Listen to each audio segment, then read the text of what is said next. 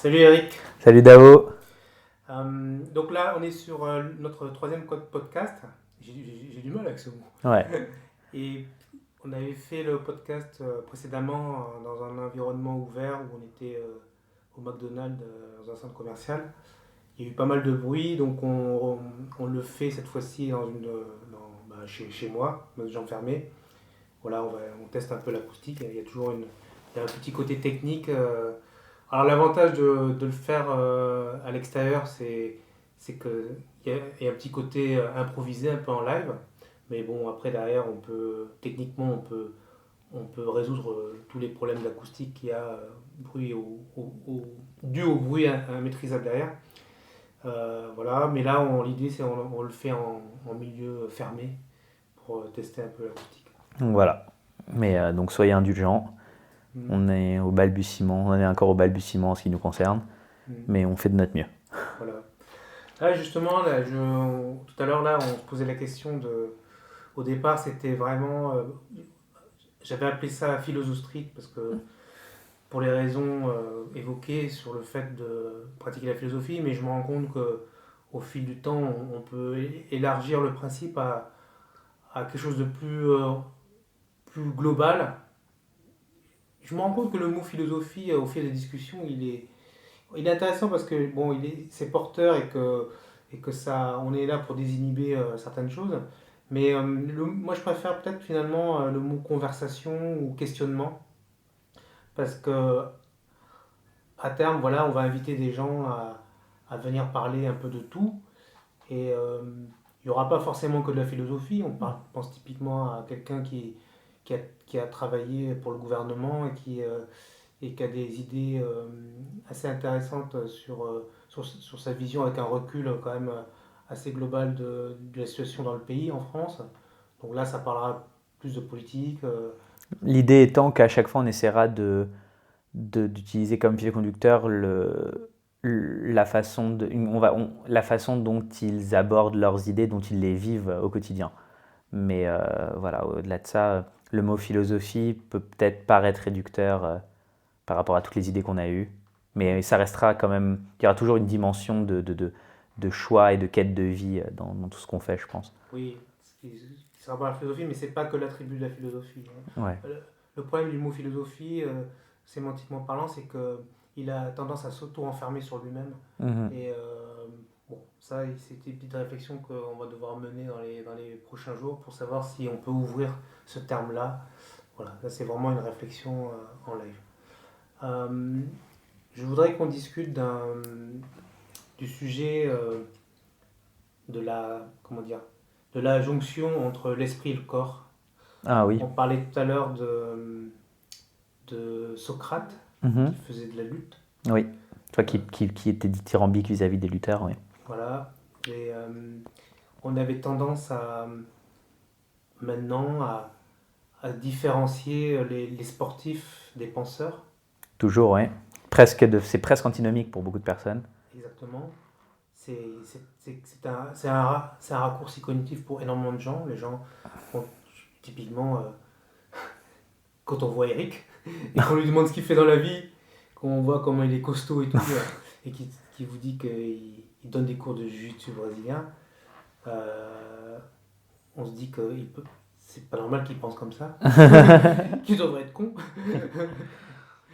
Donc voilà, ce point-là, je voudrais qu'on en discute un peu. Qu'est-ce qui s'est passé dans notre société pour qu'on ait créé cette fracture entre le corps et la connaissance et l'esprit? Je pense que dans beaucoup de traditions spirituelles, qu'elles soient judéo-chrétiennes, enfin, ou en tout cas abrahamiques, ou, euh, ou même hindoues, indiennes, on va dire, par exemple, il y a souvent cette idée que l'esprit et le corps sont deux choses dissociées.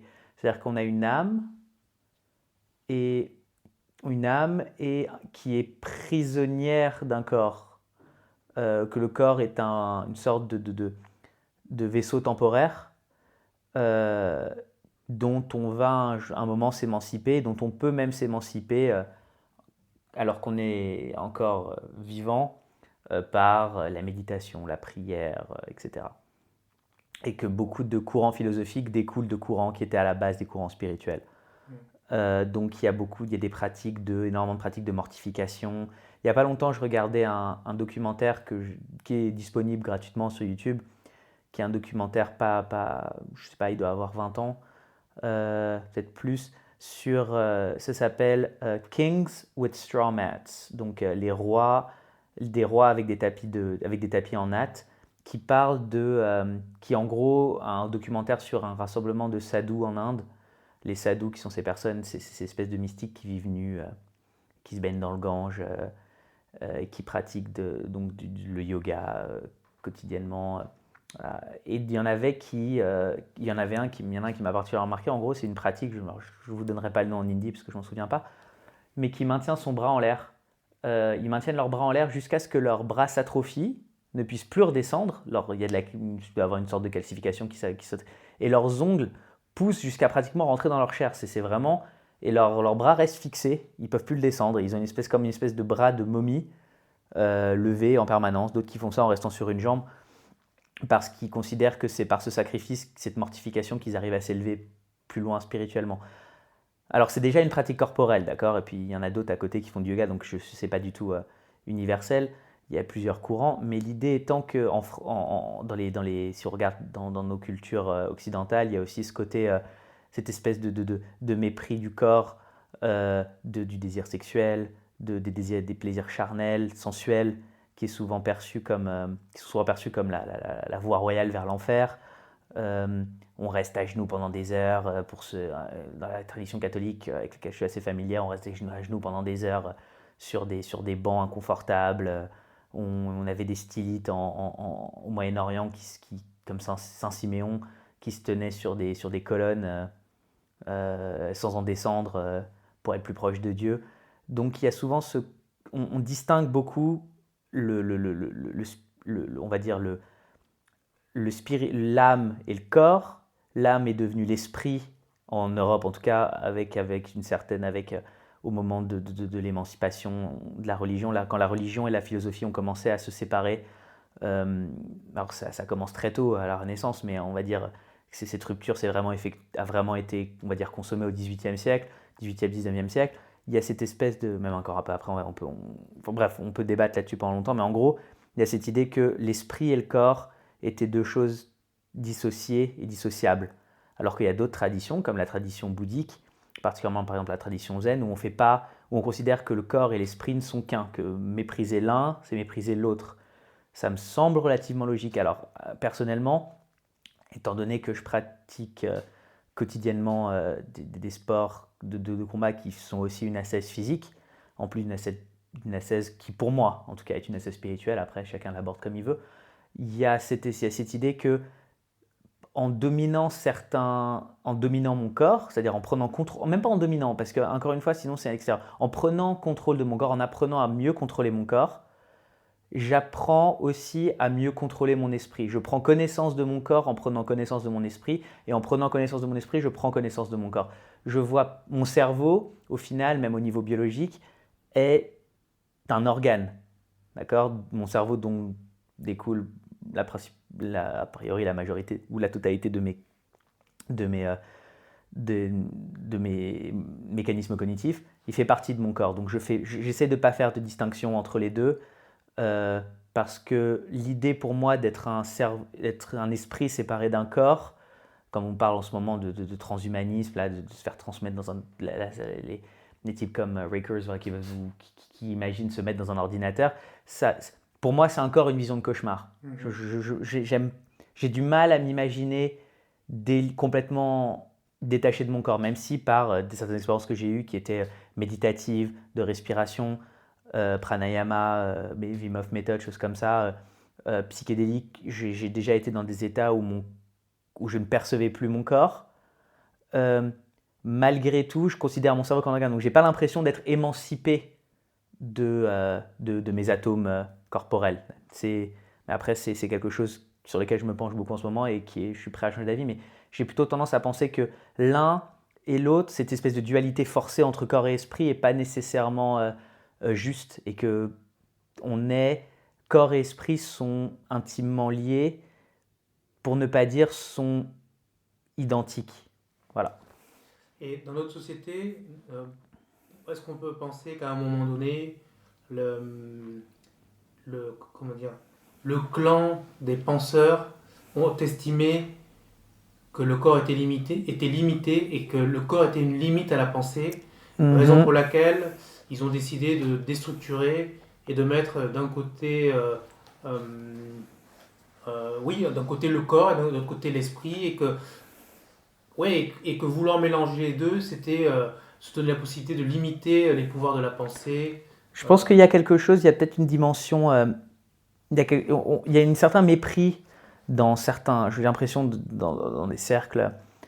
Alors, j'ai pas envie de stigmatiser les personnes qui vivent de leur cerveau, dans le sens où parler des cercles intellectuels comme si c'était tous comme si c'était une espèce de cabale qui en voulait à toutes les personnes qui décidaient de faire du sport. Je pense que c'est pas productif, et je pense pas que ce soit vrai non plus, mais je pense qu'il y a certains milieux intellectuels ont tendance à mépriser le corps parce qu'ils voient le corps comme ils ont du mal à se séparer d'une dimension animale, primaire, préhistorique, brutale, violente. Il y a cette espèce, je me souviens que je parlais à des personnes qui venaient d'un milieu donc un milieu socioculturel très favorisé, mais un peu qui traînent un peu, je ne vais pas citer de nom, mais dans les cercles un peu ce qu'on appelle bobo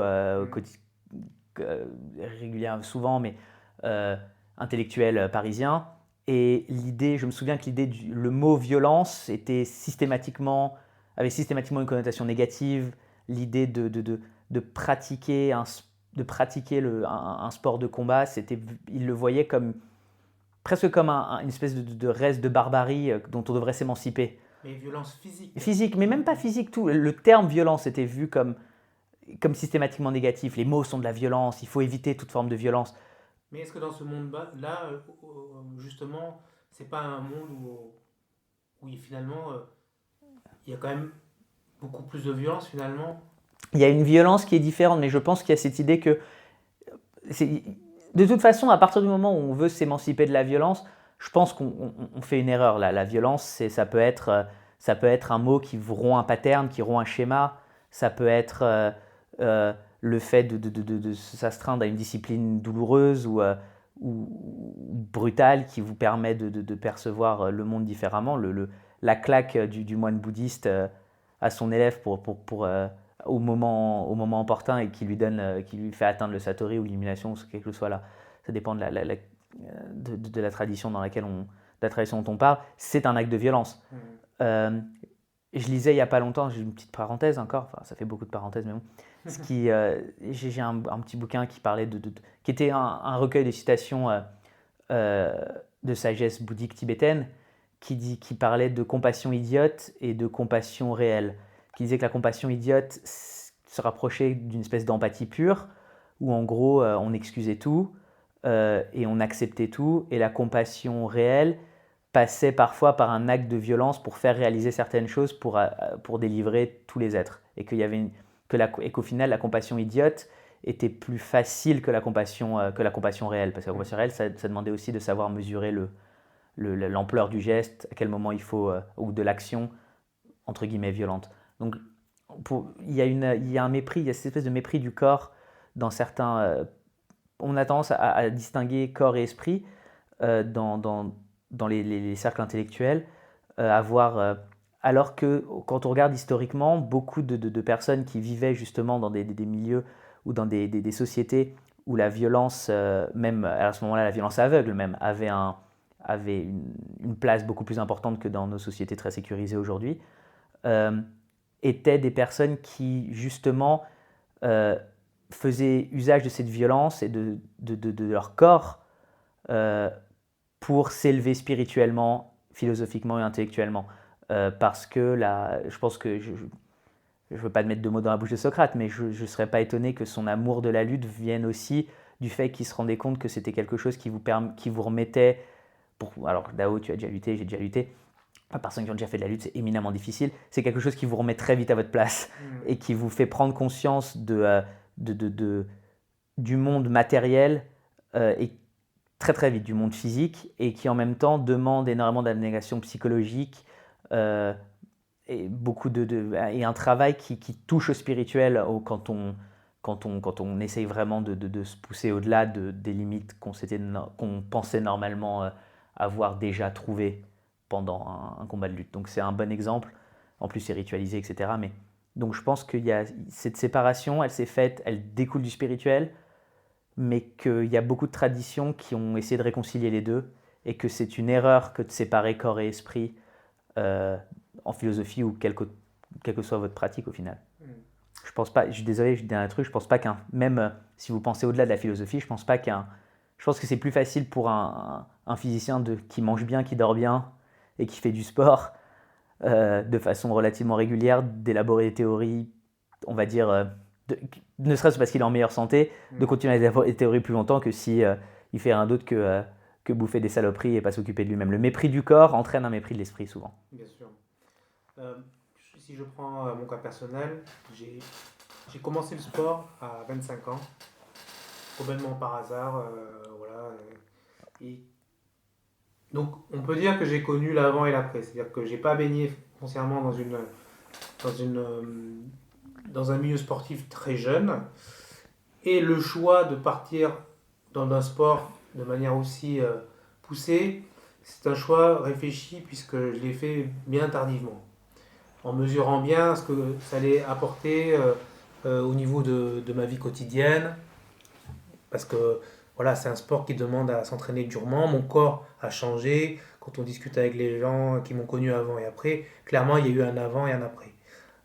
Au-delà du simple bienfait physique qu'on peut voir, ce qui a été déterminant derrière, c'est que ça m'a ouvert un monde auquel j'aurais pas pensé accéder à un moment donné de ma vie avant le sport, où j'ai rencontré des gens extraordinaires, où je me suis intéressé à des choses que je pensais irrationnelles, donc pas sérieuses, telles que le monde du développement personnel, quelque part la philosophie, le fait de me forcer à penser d'une certaine manière, sorti des conventions que j'avais connues dans mon éducation ou à l'école, ça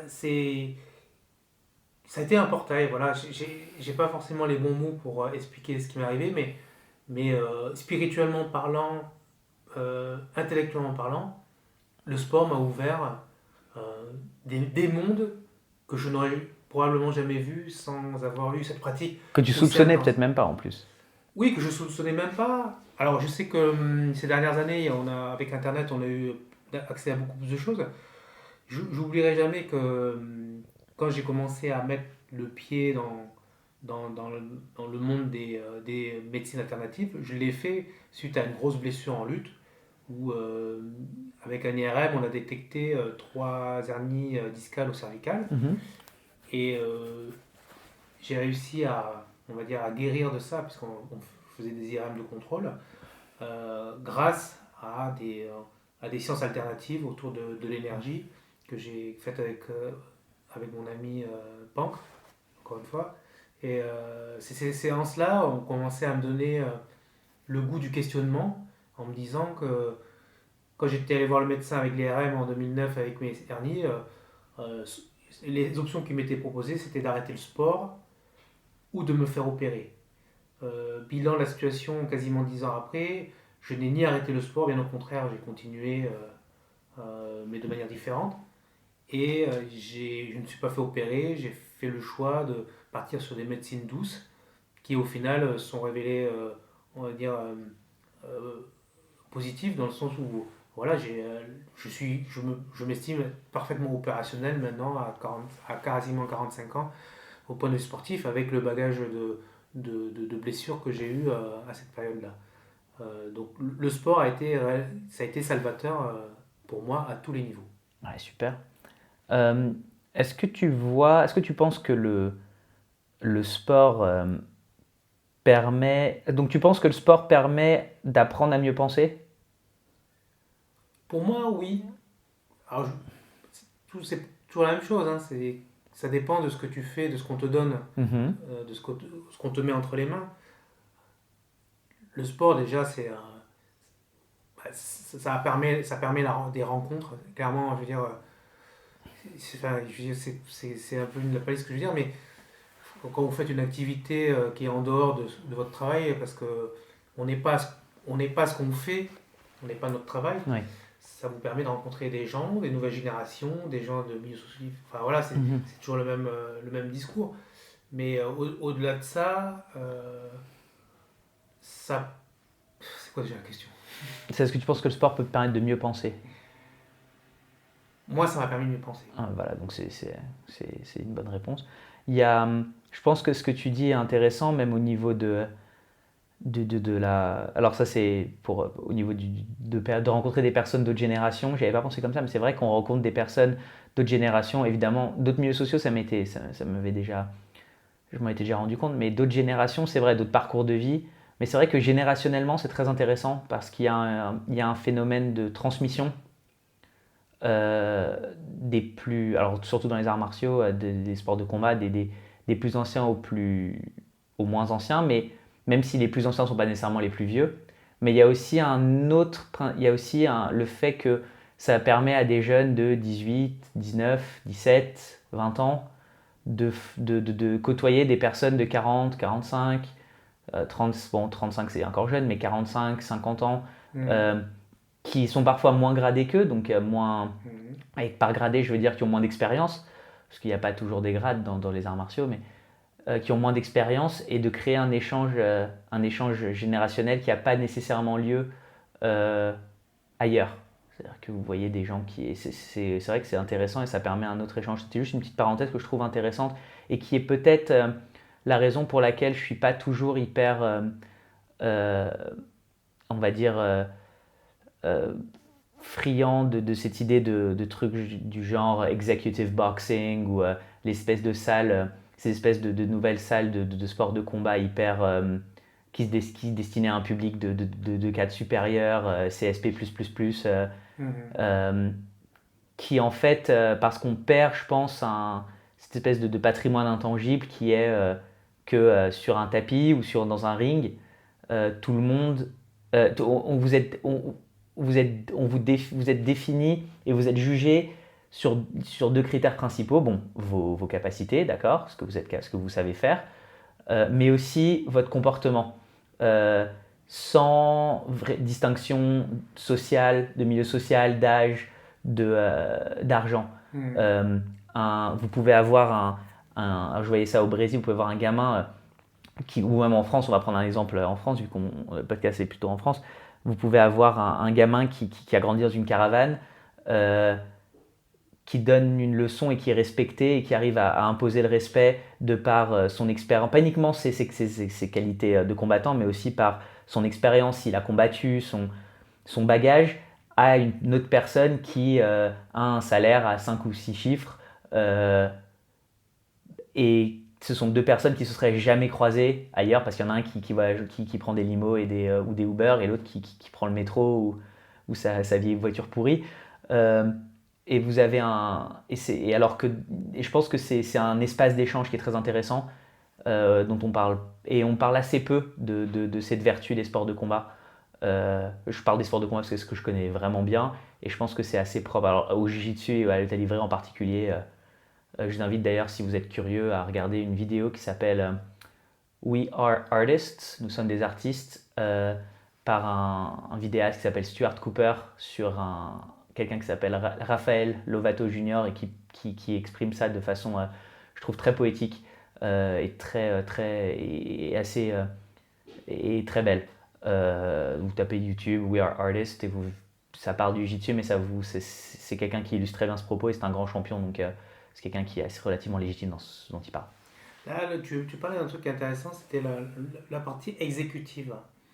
C'est vrai il y a un marketing autour en ce moment on va dire du MMA, de la boxe, du jiu-jitsu. Mhm. C'est-à-dire que les vertus du sport, notamment du sport de combat au sol, elles sont multiples. C'est-à-dire qu'elles engagent tout le corps, elles engagent le mental par le fait que ce soit, on dit souvent que c'est un jeu d'échecs. Mhm. C'est-à-dire que quand on bat au sol, les possibilités euh, euh, métaboliques et mécaniques sont tellement élevées, le nombre de combinaisons est tellement élevé qu'on peut prendre ça comme un jeu d'échecs, c'est-à-dire qu'on va poser des pièges, etc. Donc, il y Un a, jeu d'échecs dans une machine à laver où il faut se souvenir d'où sont les pièces. J'avais entendu ça, je trouvais ça pas mal. ouais, très bon ça. Et, et tout ça fait que on voit, comme on sait que les États-Unis sont souvent le point de départ Oui. de plein de choses, on voit beaucoup de gens, voilà, des execs, alors c'est un peu le cliché, mais des execs qui, en costard-cravate, qui entre midi et deux, vont aller s'entraîner chez Marcelo Garcia, par exemple, à Ouais. Manhattan, et qui, voilà, le temps de rouler pendant une heure, enfin rouler de combattre pendant une heure, et C'est pas après, péjoratif comme terme. Hein. ouais, et de réendosser après leur costume d'exec, et puis de repartir. Donc il y a le marketing autour de ça qui a compris qu'il y avait potentiellement besoin. On voit notamment en France de plus en plus de salles de boxe avec des petits créneaux d'une heure qui Mhm. sont réservés à des gens qui ne veulent pas forcément aller dans le dur, mais veulent bénéficier des apports d'une Mhm. pratique comme la boxe, qui pareil en termes de dépenses caloriques Mhm. et de biomécanique Fascinante, ouais. sont très enfin, voilà, sont vraiment intéressantes pour les gens. Donc là, on voit d'un côté un certain marketing qui veut amener ces gens-là dans ce sport-là. Donc souvent, voilà, des gens, moi j'en vois des gens de plus de 40 ans qui se remettent au sport Et ça, c'est positif. et ça c'est positif. Et le danger, comme tu dis, c'est de vouloir isoler ça. Mais il y a C'est-à-dire, des salles qui sont, qui visent ce genre de public, alors, qui sont dissuasives de par leur prix. C'est oui, ça, c'est de ça dont je parle. c'est ce Je parle pas modèle-là. du créneau entre midi et deux qui permet à des personnes qui ont des vies professionnelles vie familiale extrêmement chargées de pouvoir s'entraîner un peu. Ça, je trouve ça super. C'est plutôt, alors, loin de moi l'idée de réellement les critiquer dans le sens où je suis conscient plus que beaucoup et encore plus que la plupart des gens de la difficulté de maintenir un plan financier cohérent en vivant des sports de combat dans un pays comme la France.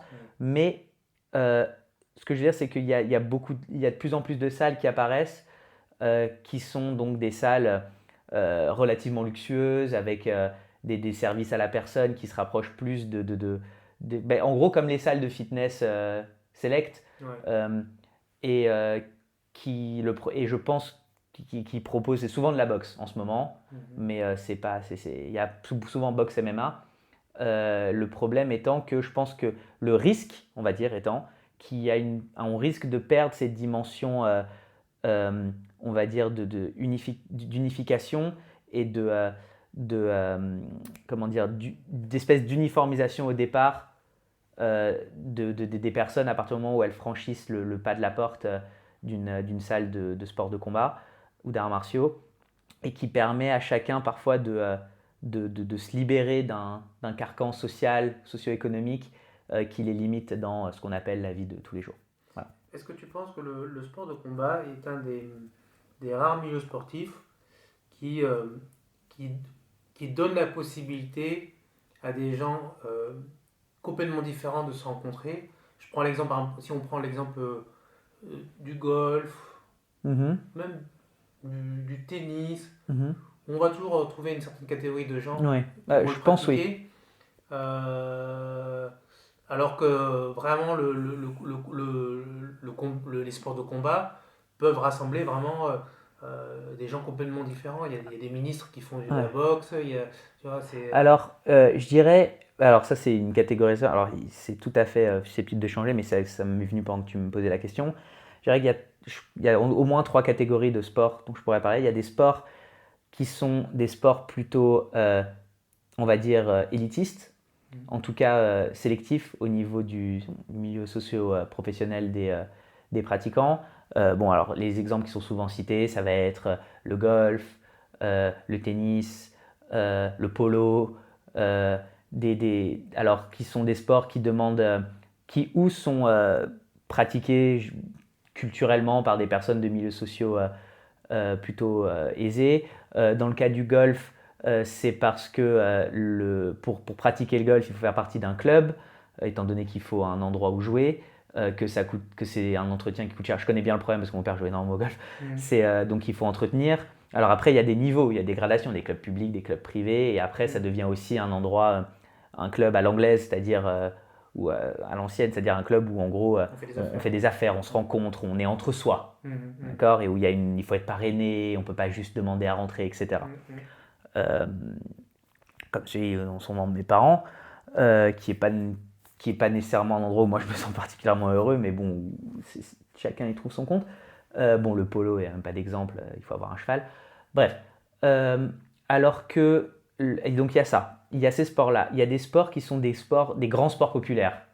Le foot, le rugby, qui sont des sports qui sont pratiqués qui sont suivis professionnellement par toutes les couches de la population. C'est-à-dire vous vous pouvez être fan du Paris Saint-Germain si vous êtes un patron du CAC 40, ou alors si vous bossez si vous bossez dans un entrepôt à Rungis, d'accord. Tout le Mhm. monde peut être fan du Paris Saint-Germain, Mhm. et donc on peut très bien mettre les chaussettes et jouer. Est-ce qu'on jouera ensemble? Ça, j'en suis pas sûr.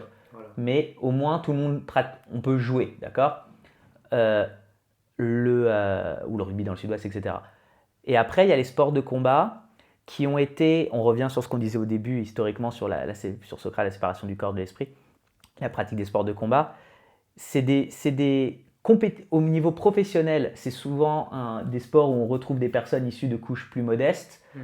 parce que souvent, j'avais entendu dire quand même, que souvent les parents, souvent quand on a un choix autre que de se battre pour gagner sa vie, on fait un choix autre, même si c'est pas systématique, c'est souvent le cas, mais dont la pratique en amateur était souvent vue par les couches socio-professionnelles, on va dire, euh, euh, les plus aisés, ou les plus favorisés, comme formant le caractère. Mhm. C'est-à-dire que il y a toujours eu de la boxe à Oxford, les grands,